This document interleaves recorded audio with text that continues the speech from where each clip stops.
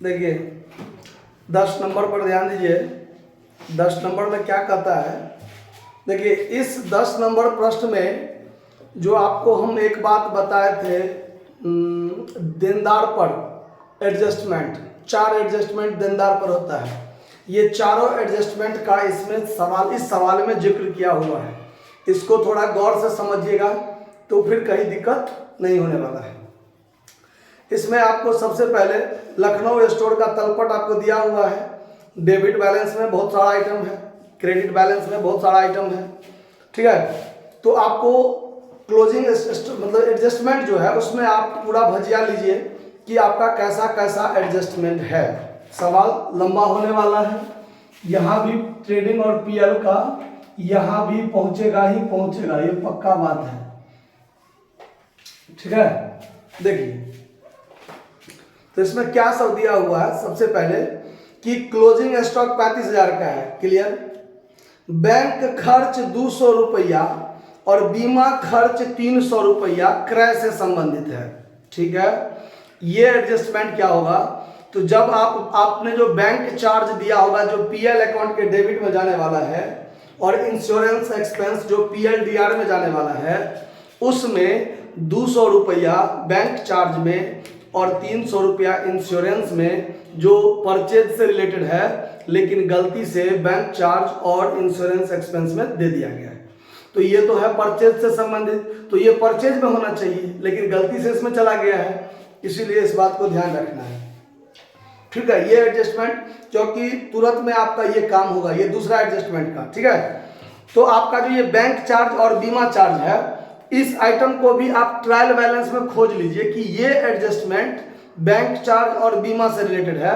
तो देखिए bank charge 1500 का है, ट्रायल बैलेंस के डीआर साइड में चल जाइए, ठीक है। और इंश्योरेंस भी 2500 रुपया है जो ट्रायल बैलेंस के डेबिट में है, और ये दोनों जाएगा पीएलडीआर में। और एडजस्टमेंट में है कि बैंक चार्ज 200 और बीमा खर्च 300 क्रय से संबंधित है। तो इसका जब हम काम शुरू करेंगे तो देखिए ट्रायल बैलेंस के सबसे ऊपर में ओपनिंग स्टॉक है 25,000, तो ट्रेडिंग अकाउंट के डीआर साइड में यहां पर आपको टू ओपनिंग स्टॉक आप कितना लिखिएगा, 25,000 रुपया। तो यहां पर 25,000 लिख लीजिए। उसके बाद आप यहां परचेज कीजिएगा। तब परचेज में देखिए 80,000 का परचेज है, कितना है, 80,000 का परचेज है। इसमें आपको क्या करना है, देखिए ऐड करना है 2 चीज, बैंक चार्ज, थोड़ा शॉर्टकट में लिखते हैं, जगह का अभाव है, bank charge related to purchase, ठीक है, और insurance expense related to purchase. इस बात को थोड़ा गौर से देख लीजिएगा, ठीक है। ये दोनों चीज जो आपका बैंक चार्ज में 200 है, देखिए बैंक चार्ज 200 रुपया जो परचेज से रिलेटेड है और इंश्योरेंस एक्सपेंस 300 जो आपका परचेज से रिलेटेड है, तो ये दोनों इसमें जुट जाएगा।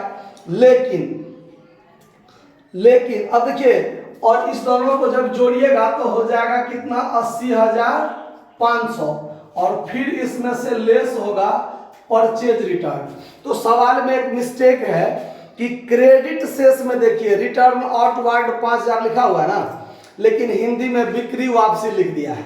उसको आप अगर नया वाला बुक में सही करके आ गया हो तो ठीक है, नहीं अगर पुराना वाला बुक होगा तो बिक्री वापसी को ठीक करके क्रय वापसी, क्योंकि क्रय वापसी का क्रेडिट शेष होता है। तो ये 5,000 रुपया आप इसमें से घटा लीजिए, तो परचेज का वास्तव में रह जाएगा 75,500। और ये दोनों आइटम जो बैंक चार्ज और इंश्योरेंस एक्सपेंस में सम्मिलित है उसको इसमें जोड़े, तो फिर यहाँ पीएलडीआर में जब हम काम करेंगे, पीएलडीआर में जब हम यहाँ पर इंश्योरेंस 2500 और 2500 में से 300 घटाएंगे, इंश्योरेंस देख लीजिए, इंश्योरेंस आपका 2500 है, तो इसमें आप लेस कीजिएगा रिलेटेड टू परचेज, तो ये वाला इसमें से घटा के इसमें जोड़े तो इसमें से घटा देंगे, तो यहाँ 2200 बचेगा।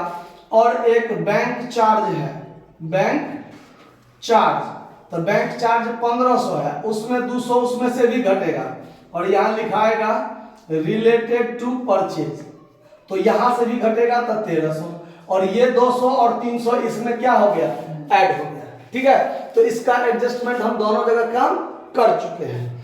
अब एक लाइन से देखिए, तो ट्रायल बैलेंस के डेबिट में ओपनिंग स्टॉक का काम हो गया, परचेज का हो गया।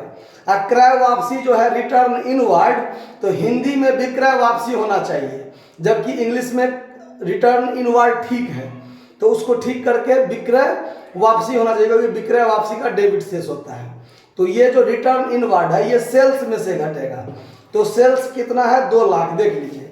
तो 2 लाख में से 10,000 आपको घटाना है, तो यहाँ पर बाय सेल्स कितना है, 2 लाख, और इसमें से आपको घटाना है सेल्स रिटर्न, जिसको रिटर्न इनवर्ड भी कहा जाता है, 10,000, तो ये रह जाएगा 1,90,000, हो गया। उसके बाद देखिए रेलवे फ्राइट है 8,000, रेलवे फ्राइट क्या है, 8,000, तो रेलवे फ्राइट कहाँ होगा, ट्रेडिंग के डीआर में। रेलवे फ्राइट, रेलवे फ्राइट कितना है, 8,000 ट्रेडिंग के डीआर में लिख दिया। उसके बाद रेलवे फ्राइट हो गया। कैरिज है 2,000, तो कैरिज भी आपको ट्रेडिंग के डीआर में होता है, कैरिज 2,000 हो गया। उसके बाद ऑफिस एक्सपेंस है, नहीं सैलरी 15,000 है, तो वेतन से संबंधित कोई एडजस्टमेंट आपको नहीं है, तो सैलरी जो 15,000 है ये पीएलडीआर में आप लिख दीजिए, सैलरी 15,000, ये क्लियर हो गया। ऑफिस एक्सपेंस है आपको 5,000, तो ऑफिस एक्सपेंस से संबंधित कोई एडजस्टमेंट नहीं है, तो टू ऑफिस एक्सपेंस कितना था, ऑफिस एक्सपेंस 5,000। उसके बाद देखिए ऑफिस एक्सपेंस के बाद आपको है प्रिंटिंग एंड स्टेशनरी 2,000, इसमें भी कोई एडजस्टमेंट नहीं है, टू प्रिंटिंग एंड स्टेशनरी 2,000 रुपया है ना। चलिए प्रिंटिंग एंड स्टेशनरी हो गया। उसके बाद है पोस्टेज एंड टेलीग्राम 1,000, तो टू पोस्टेज एंड टेलीग्राम कितना है, 1,000, postage and Telegram. Bank charge और इंश्योरेंस, बैंक चार्ज और इंश्योरेंस, इस दोनों का काम हम ऑलरेडी कर चुके हैं ना, सबसे पहले तो यही काम किए थे। उसके बाद है डिस्काउंट 1,200, तो डिस्काउंट पीएलडीआर में हो जाएगा, तो डिस्काउंट 1,200, ठीक है। उसके बाद बैड डेब्ट्स 800 आ गया। ये जो बैड डेब्ट्स है ये देनदार पर प्रावधान वाली बात है, तो हम आपको बैड डेब्ट से संबंधित एडजस्टमेंट के बारे में यहाँ थोड़ा जगह छोड़ देते, क्योंकि इतना जगह में नहीं हो पाएगा, हम यहां पर इसको ले आते हैं, ठीक है। तो यहां पर देखिए बैड डेब्ट्स आपका ट्रायल बैलेंस में है, एक बैड डेब्ट्स ट्रायल बैलेंस के डेबिट में है, कितना रुपया है बैड डेब्ट्स देख लीजिए, 800 रुपया। और एडजस्टमेंट सी में चलिए, एडजस्टमेंट सी में क्या कहता है, अप्राप्य ऋण 1,000 रुपया और अपलिखित किया जाए, मतलब फर्दर बैड डेब्ट्स। 5% संचय अप्राप्य एवं संदिग्ध देनदार पर कीजिए, ये हुआ न्यू प्रोविजन। और ट्रायल बैलेंस के क्रेडिट साइड में देखिए रिजर्व फॉर बैड डेब्ट्स 3,000 है क्रेडिट में, जो आपका ओल्ड प्रोविजन है, ठीक है। तो ये जो आपका ट्रायल बैलेंस के क्रेडिट साइड में है 3,000 रुपया रिजर्व फॉर बैड डेब्ट्स, यानी ओल्ड रिजर्व 3,000, सुन लीजिए ये आपका क्रेडिट में जाने वाला है। ये अभी हम गलत काम कर रहे हैं, सही नहीं कर रहे हैं, समझाने के लिए बता रहे हैं।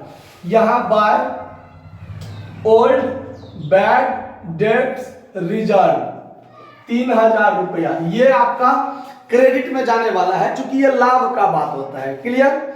उसके बाद 3 चीज इस पर संबंधित, इससे संबंधित 3 बात आपका डेबिट में होता है, कौन कौन, तो जो आपका बैड डेब्ट्स है ट्रायल बैलेंस में 800, देखिए गौर से, बैड डेब्ट्स 800।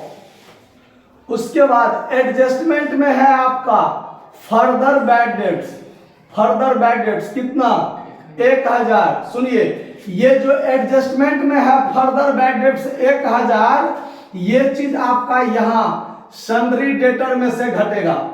जो एडजस्टमेंट में है बैलेंस शीट के एसेट्स में, जो एडजस्टमेंट में है सन्ड्री डेटर से रिलेटेड, वो सिर्फ बैलेंस शीट में घटेगा। यहां पर उस सबका बात, ये वाला बात यहां पर भी होगा, ये बात भी ध्यान रखिए, लेकिन बैलेंस शीट में से सिर्फ घटेगा, वहां पर जुटेगा नहीं, ये बात ध्यान रखिएगा। तो देखिए सन्ड्री डेटर भी आपको खोजना पड़ेगा।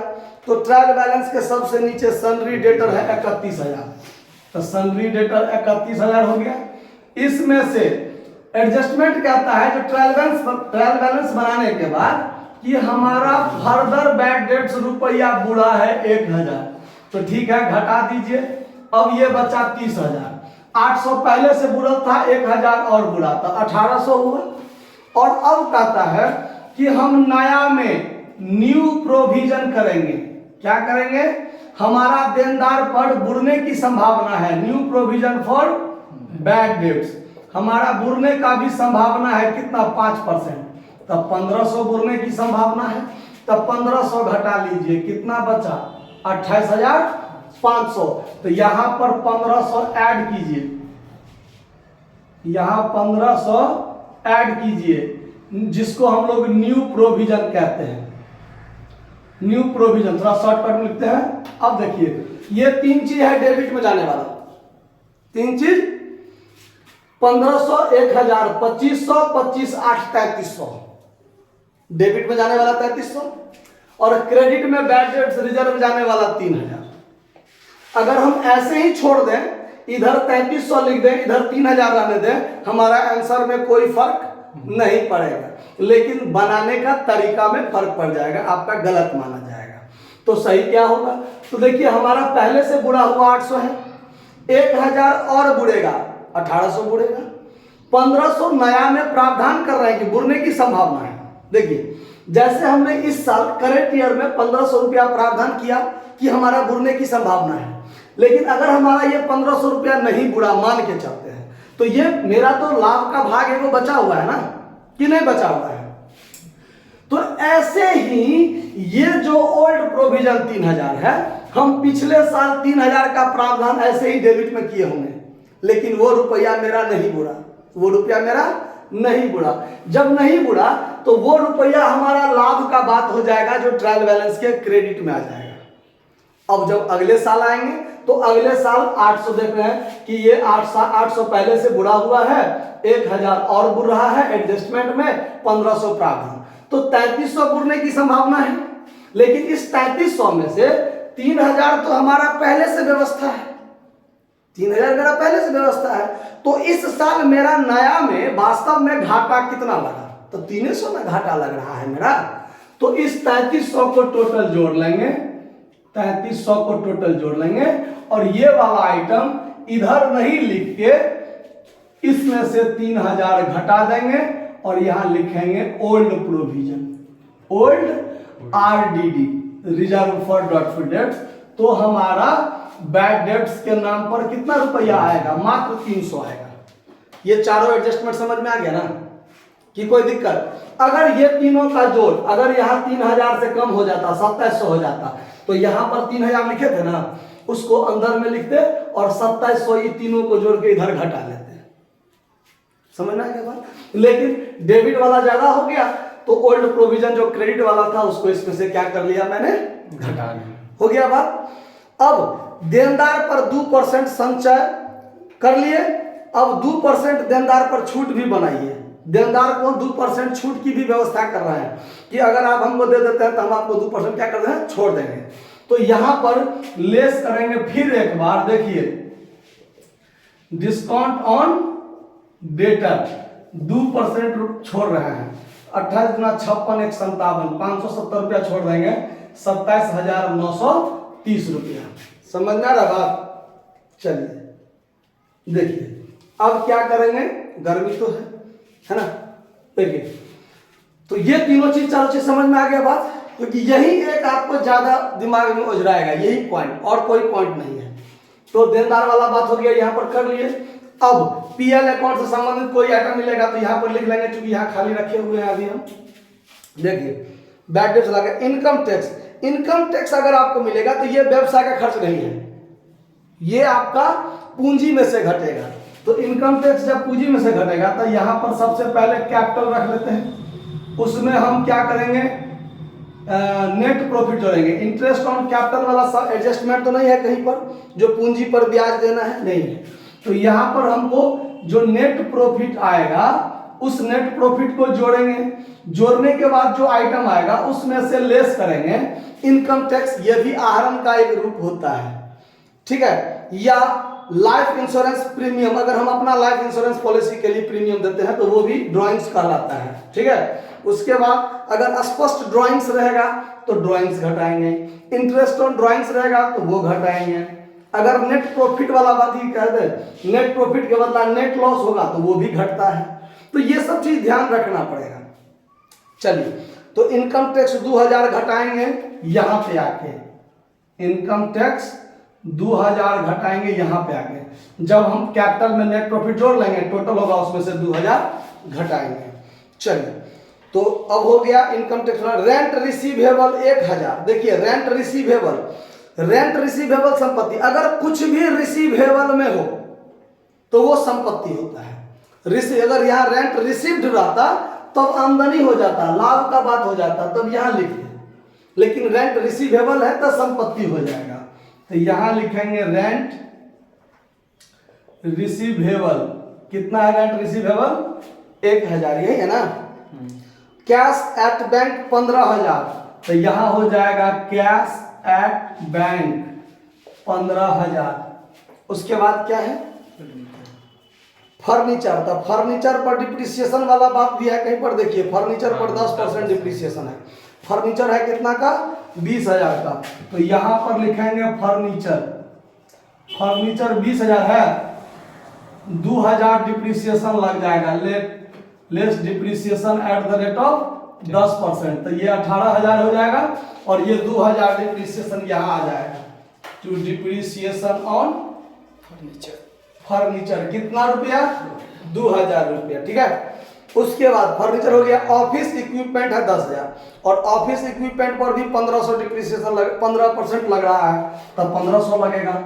यहां पर ऑफिस इक्विपमेंट कितना है? 10000 है ना।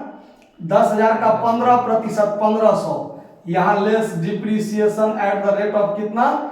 15%। तो ये 8500 रह जाएगा और इसी को यहां भी रखेंगे to depreciation on office equipment 1500।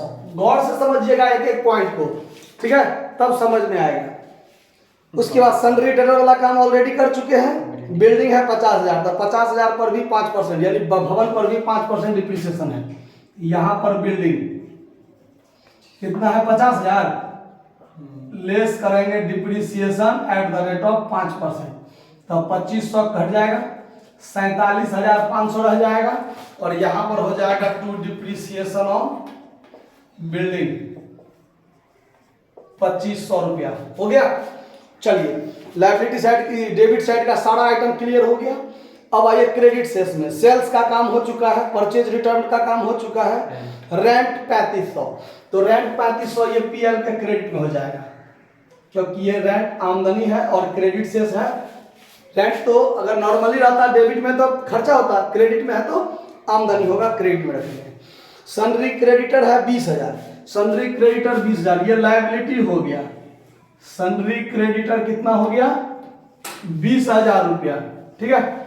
उसके बाद हो गया अब के लोन 10,000 का लोन है, 6% लोन। देखिए 6% लोन 10,000, ये तो कर्जा है, इस पर 6% ब्याज तो लगेगा, 6% ब्याज तो हमको देना पड़ेगा। तो अब उसके लिए कहता है सवाल में कि 1 अक्टूबर 2012 को लोन लिया गया था और खाता बना रहे हैं 31 मार्च 2013 को, 31/3/2013। आप लोग का नया बुक होगा तो उसमें जो बुक 23 दिया होगा तो यहाँ पर 23 दिया होगा क्लोजिंग, तो यहाँ पर 22 लिखा होगा। इसी टाइप से आपका बात होगा, 6 महीना पहले का टाइम दिया होगा।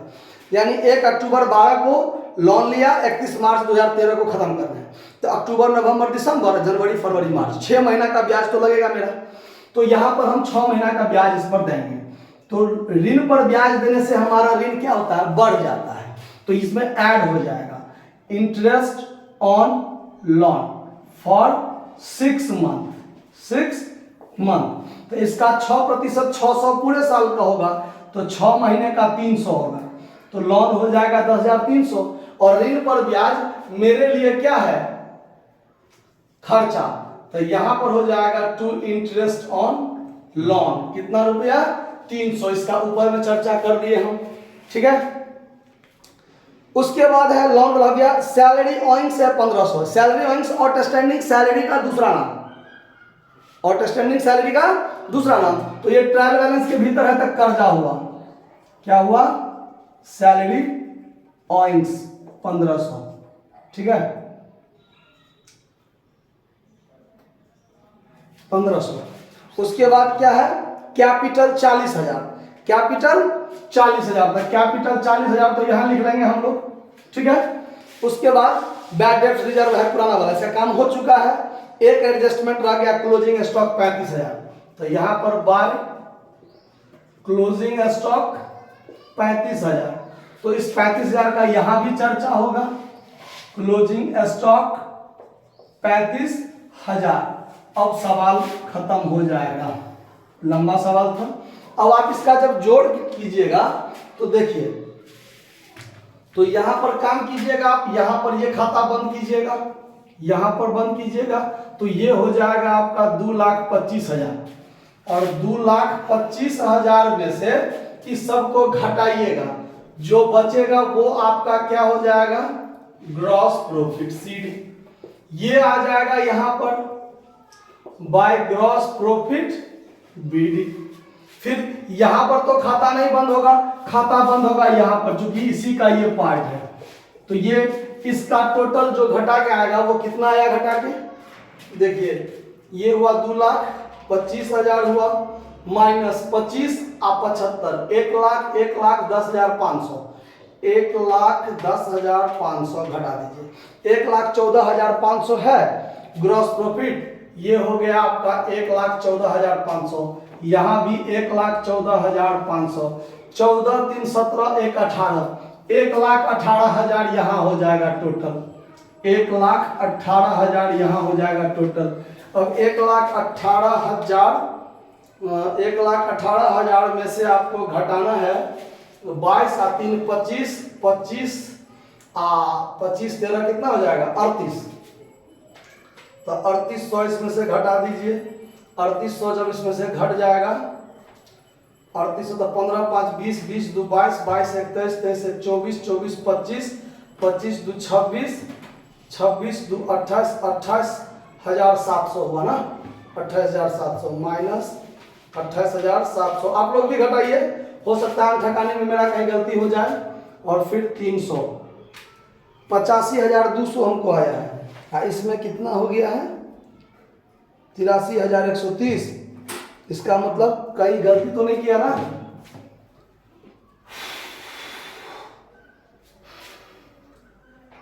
इसमें 30 कहां से आ गया है, 83,130 का होने का कहीं कोई आइटम तो नहीं है ऐसा,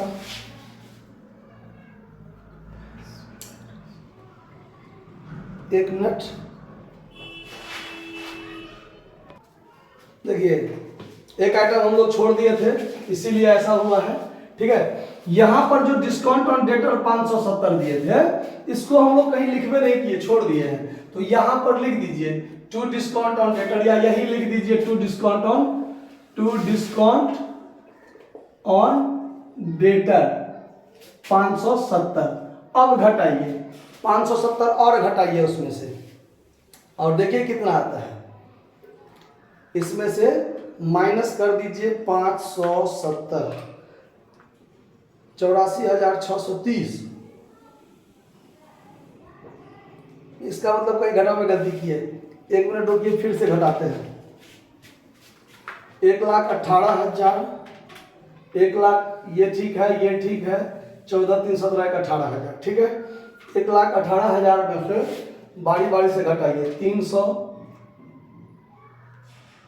कहीं तो गलती था, 1,18,000 माइनस 300, 300, फिर माइनस 2200, फिर माइनस 1300, फिर माइनस 15, 5 20, 2 22, 21, 24,000, 24 25 26,200, 26,200, 26,200, हाँ 26,200 घट गया। ये 25 5 4,000 घटा दीजिए। फिर इसमें से 4,000 घटा दीजिए, 4,000 घटा दीजिए।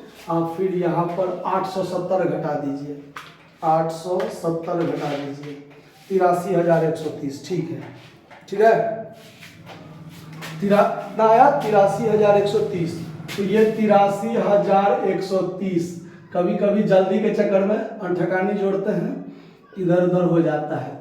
यहाँ पर नेट प्रॉफिट, ठीक है, और ये 83,130 जो आपका नेट प्रॉफिट आया है वो यहाँ पर जुटेगा। तो फिर अब ये हो जाएगा 1,23,130, और फिर इसमें से ये घटेगा तो 1,21,130, और फिर इसमें जोड़िएगा तो 1,20,000, 20, 1,40,000, 10 50, 1,50,000, 51, 9, 5 3 8 1 9, 1,51,930 कि कितना होगा? शायद फिर अंठकानी में गलती कर रहे हैं। हाँ 1,52,930 आ रहा है। इसमें 1,20,000 ना जोड़े थे, 1,52,930। यहाँ भी आपका 1,52,930 आ जाएगा। जोड़कर देख लीजिए एक बार, आ गया है। ठीक है, तो इस तरह से आपका सवाल बनकर क्या हुआ, तैयार हो गया। इसको नोट कर लीजिए।